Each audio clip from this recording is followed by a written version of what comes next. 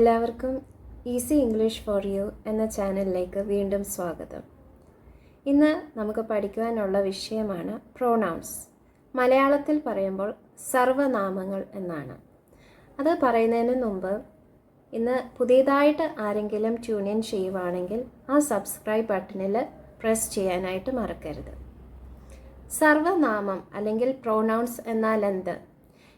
A pronoun is a word that you use to refer to someone or something when you do not need to use a noun, often because the person or thing has been mentioned earlier. ആളുകളെയോ സ്ഥലങ്ങളെയോ വസ്തുക്കളെയോ ആശയങ്ങളെയോ പ്രത്യേകം പേരിടാതെ സൂചിപ്പിക്കാൻ നാം ഉപയോഗിക്കുന്ന പദങ്ങളാണ് സർവനാമങ്ങൾ. Some examples are he, she, it, you and they. അല്ലെങ്കിൽ മലയാളത്തിൽ പറയുകയാണെങ്കിൽ അവൻ, അവൾ, അവർ, അത്, ഞങ്ങൾ എന്നിവയാണ്. റിപ്പീറ്റഡ്ലി സെയിം നൗൺസ് യൂസ് ചെയ്യുന്നത് ഒഴിവാക്കാനും സെൻറ്റൻസസിന് ക്ലാരിറ്റി നൽകാനുമാണ് ഇവ സഹായിക്കുന്നത്. സെൻറ്റൻസസിൽ യൂസ് ചെയ്യുമ്പോൾ ഇങ്ങനെയാണ്: ഐ ആം എ ടീച്ചർ, ഞാനൊരു ടീച്ചറാണ്. യു ആർ മൈ സ്റ്റുഡൻസ്, നിങ്ങൾ എൻ്റെ വിദ്യാർത്ഥികളാണ്. He is driving his car, അവൻ കാർ ഓടിക്കുന്നു. She is listening to music, അവൾ മ്യൂസിക് കേൾക്കുന്നു. It is on the desk, അത് ഡെസ്കിലുണ്ട്. They are visiting us today, അവർ ഇന്ന് ഇവിടെ വരുന്നുണ്ട്. ഇതുവരെ പറഞ്ഞതെല്ലാം പേഴ്സണൽ പ്രൊനൗൺസ് ആയിരുന്നു. ഇനിയും റീഫ്ലെക്സീവ് പ്രൊനൗൺസ് ആണ് പറയാൻ ഉദ്ദേശിക്കുന്നത്. Reflexive pronouns are forms of personal pronouns that end in self or selves.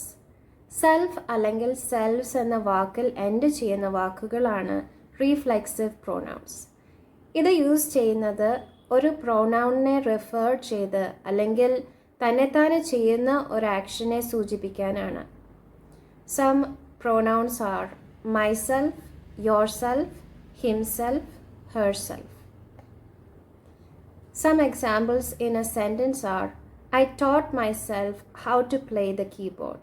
ഞാൻ തന്നെത്താനെ കീബോർഡ് വായിക്കാൻ പഠിച്ചു. Did you bake this cake yourself? ഈ കേക്ക് നീ തന്നെയാണോ ഉണ്ടാക്കിയേ? He enjoys drawing by himself. അവൻ തന്നെ ഇരുന്ന് പടങ്ങൾ വരയ്ക്കാൻ ഇഷ്ടമാണ്. She is watching TV by herself.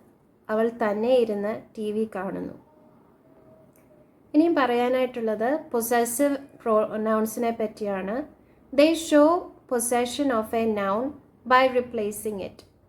Possessive nouns ഉള്ളതുപോലെ തന്നെ പൊസസീവ് പ്രൊനൗൺസും ഉണ്ട്. ഒരു സാധനം ആരുടെയാണ് എന്ന് പറയാൻ യൂസ് ചെയ്യുന്ന വാക്കുകളാണ്. For example, this bag is mine. ഈ ബാഗ് എൻ്റേതാണ്. ഇവിടെ മൈൻ എന്നുള്ള വാക്കാണ് personal pronoun. That pen is yours. ആ പെൻ എൻ്റേതാണ്. This car is ours. ഈ കാർ എൻ്റെയാണ്. The green toy is his. ആ പച്ച ടോയ് അവൻ്റെയാണ്. The pink shoes are hers. ആ പിങ്ക് ഷൂസ് അവളുടെയാണ്. That bike is theirs. ആ ബൈക്ക് അവരുടെയാണ്. The tree lost its leaves. ആ മരത്തിൻ്റെ ഇലകൾ പൊഴിഞ്ഞുപോയി.